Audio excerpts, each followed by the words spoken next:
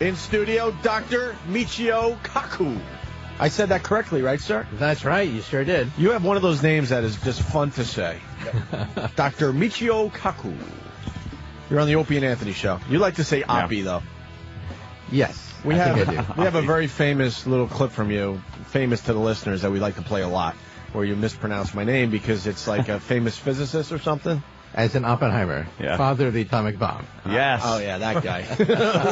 Father of the atomic bomb. Oh, maybe I should know that You should one. know him. Opie. Yeah, he headed up the Manhattan Project. Mm-hmm. Yes. See, I watch the all the good channels, my friend, and I'm not even going to try. What channel are you on, sir? What do you mean? Your show. Well, I'm on the Science Channel. Science Channel. Yeah, every Sunday night, giving you the lineup of shows. And this November, my book, Physics of the Impossible, will be made into a 12-episode series for the Science Channel. Really? One chapter on lightsabers, one chapter on ray guns and Death Stars, one chapter on force fields, 12 episodes starting in November. And we're about a third of the way filming. We've been filming all over the country, the most fantastic physics sites of the world. Now, do you actually try to create some of these items like a lightsaber? That's right. What we do is we take impossible technologies like lightsabers and break it down, go to the laboratories, and show you at what point it finally becomes impossible. Oh, okay. And then with animation, we complete it. So by the end of the show, you have a working lightsaber with a few missing parts. Do you estimate how close we are to actually having those things, like without needing animation? That's right. I call them Class 1, Class 2, and Class 3. Class 1 is a few decades to maybe a century before we have them. Like a starship. It'll be about a century before we have the first working starship. Yeah? You think 100 years or so we should have? With the antimatter. We were just a few days ago filming in Chicago at America's largest atom smasher, where they make antimatter. Really? Yeah, we actually showed a canister which in principle can hold antimatter inside. Now, how would that? Through some type of magnetic field? Holding antimatter is quite complicated because if you touch it the wrong way, it blows up. Yeah, I would assume. Now, how do you get rid of the matter that is inside the container to put the antimatter in it so it doesn't then cancel it out? Yeah, well, first you have to evacuate it. Any air would destroy the antimatter. Yes. By the way, next month, Tom Hanks is going to be starring with an antimatter bomb called Angels and Demons. The whole plot line is that there's a secret society after the Da Vinci Code that wants to blow up the Vatican, and they're going to blow it up with an antimatter bomb. So they've been interviewing physicists left and right for that program to get some of the facts right. Mm-hmm. Yeah, they want to get a few things right. What is antimatter? Antimatter is the opposite of matter, so it has the opposite charge. An electron has a positron, has a positive charge. And when you go to the hospital and they want to take a look at inside of your brain, they have what they call a PET scan. The P stands for positron, which is the anti-electron. So you have antimatter in a hospital. So is it the absence of matter or a different kind of matter? Different kind of matter. So that an electron and an anti-electron touch each other and they annihilate 100% efficiency. Now, a hydrogen bomb is 1% efficient. You lose 90%. Jeez. You lose 90% in a hydrogen bomb. I know because my friends work on these things. But my friends drink. You should see some of Jesus. No, I was offered a job by my mentor, Edward Teller, to design hydrogen warheads. But I didn't want to work on things as small as hydrogen warheads. I wanted to work on even bigger explosion. Really? The Big Bang. Yes, the whole creation of the universe. The big kahuna, right? That's what I wanted to work on. Jeez. What about the 3 telescope system you said that's going up that's supposed to be able to see through? What is it? There's dust that's 300,000 years that keeps us from seeing the we're going to in about 10 years we're going to be launching 3 satellites that'll give us baby pictures of the instant of creation. It's called LISA, and we'll be able to see the universe as it comes out of the womb. And maybe an umbilical cord. Maybe it'll pick up an umbilical cord that takes us before the Big Bang.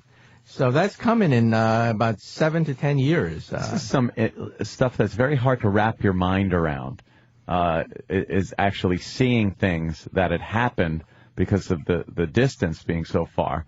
That's right. But we have pictures of the Big Bang, baby pictures of the explosion itself.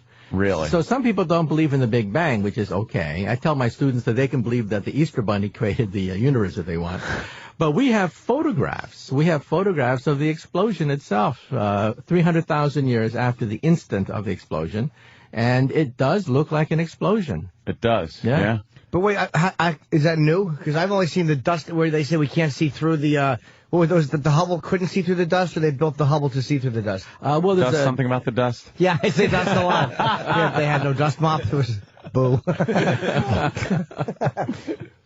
There's a haze that we have photographed that dates back to 300,000 years after Genesis, after the instant of creation itself. That we have photographed. Nice. So we have actually photographed the fireball that created the universe. Baby pictures of the infant universe. Wow. So what do you think it's going to look like, the actual photo? Because you could probably point to anything and just tell us that that's what it is. What's it going to look like? You said the moment it comes out. Well, we don't lie to you.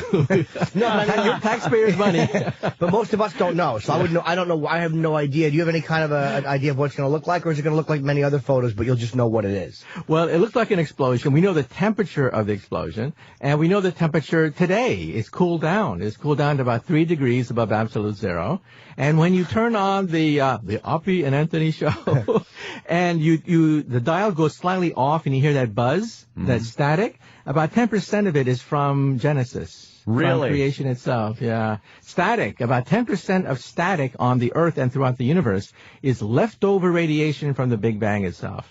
I tell you, man, this is heavy stuff. That's fantastic. It's just going through you at every moment. That's right. It's around you. It's around you, and it's in you. You really feel part of the universe. Part of the explosion is part of you.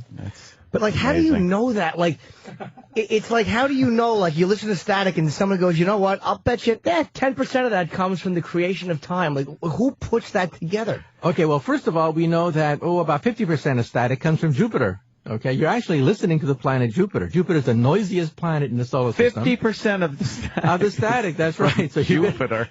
Jupiter's fat and it yaps a lot to one of our listeners. So our space probes have listened to the static from Jupiter, and we found, oh my God, that static also occurs on the Earth, and about 50% of it comes from Jupiter, and about 10% from Genesis. You're actually listening to chapter 1, verse 1 of the Bible. And what is absolute zero? Well, that's a state of no motion, like what we have here. No energy, no motion. That was the bit we watched earlier from AAF. Well, where you at with the Bible? Do you believe in like a God, or energy, or? Well, that's the How do you killer describe question, that? right? Well, Einstein was asked that question. I don't know how many times he was asked that question. He finally said, look, there are two kinds of God. Two kinds of God. The first God is the God that smites the Philistines and parts the water, answers your prayers, and the God you pray to. But then the second God, he said, is the God that he believed in, the God of Spinoza, order, the God of beauty, simplicity, truth. That's what he believed in. He didn't believe that a God was created to smite your enemies. He believed that the God is a God of order that created this great universe of ours. That's how he put it. That's very logical. Pretty heavy duty stuff right there. Yeah. Time travel. Like when you're traveling the speed of light, Yeah. they say you age differently than people on Earth. That's right. We measure it. Our astronauts are slightly younger when they come back from outer space. That's right. And GPS, Uncle GPS Paul. would fail if we didn't take that into consideration. Really? That's taken into consideration? Yeah, the GPS satellites, time is slowed down for the GPS satellites, and time speeds up on the moon. An astronaut on the moon is speeded up compared to an astronaut on the Earth. But how does that actually work? Where if you travel at the speed of light, they say for how long, and you'd come back and all the people you know would be dead? Well, it depends on how close you go to the speed of light. For example, just a few days ago, I was in Chicago filming at Fermilab, America's largest atom smasher. Particles there go 99.99999% the speed of light. So if you got shot to Alpha Centauri, we would age maybe 100 years, while people in the spaceship going to the stars would only age a few minutes. Come on. See, I can't wrap my arms around that.